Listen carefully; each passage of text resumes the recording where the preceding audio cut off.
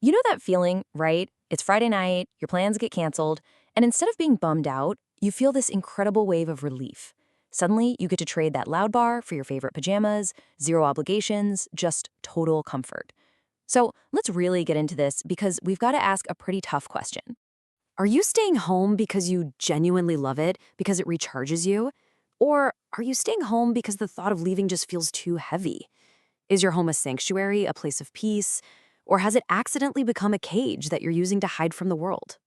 So, here's how we're going to break down that exact question in this explainer. We'll kick things off with the science behind healthy solitude.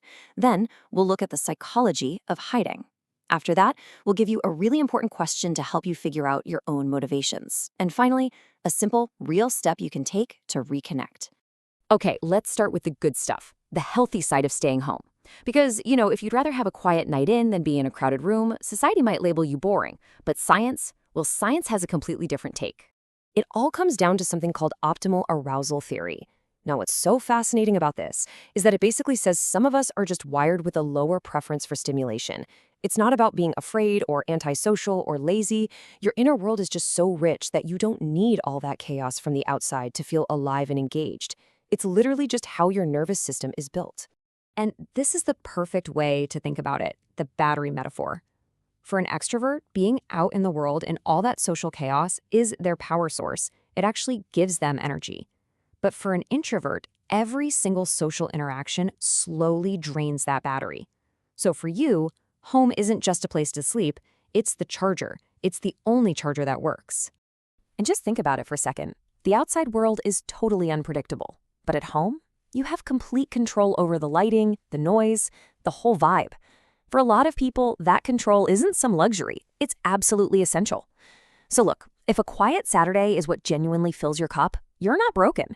You're just wired for depth over noise. Okay, but this is where we have to pivot and talk about the darker reason why some of us stay home. This is when your home stops feeling like a peaceful refuge and starts to feel a little more like a fortress. Because, let's be real, sometimes it isn't about recharging at all. Sometimes it's about hiding. Things like social anxiety or past trauma or even a low-grade depression can make the simple thought of stepping outside into an unscripted, unpredictable world feel absolutely terrifying. And here's a huge sign that this might be what's going on. Do you ever find yourself alone, maybe for days, and you're just constructing these elaborate fake scenarios in your head? You start to replace the messy, complicated reality of the world with a completely controlled inner one.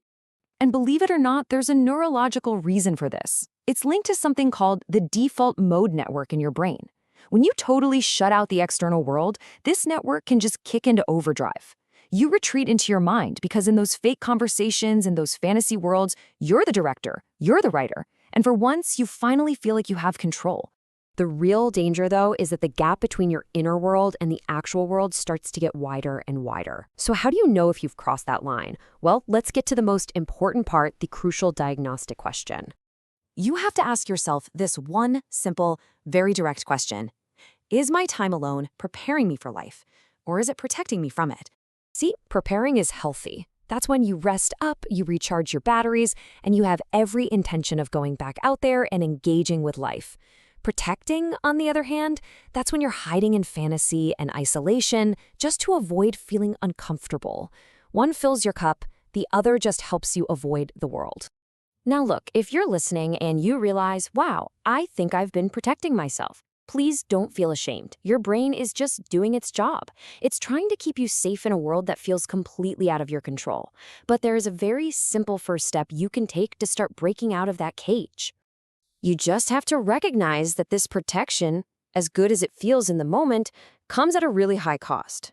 While it feels safe, living entirely inside that fortress of comfort, it ultimately shrinks your life and makes that gap with reality even bigger. So the next time you notice you're isolating yourself out of fear, just try this super simple grounding technique. First, just feel your feet on the floor. Really feel them. Second, look at something real in the room, a lamp, a book, anything. And finally, just gently remind your brain that you are safe right now, in this actual body, living this actual life. Because your home should absolutely be your safe haven. It should be your charger and your place of peace. It shouldn't be your entire universe. Real life out there is messy and it's uncertain, for sure. but it is real. And maybe, just maybe, that's enough.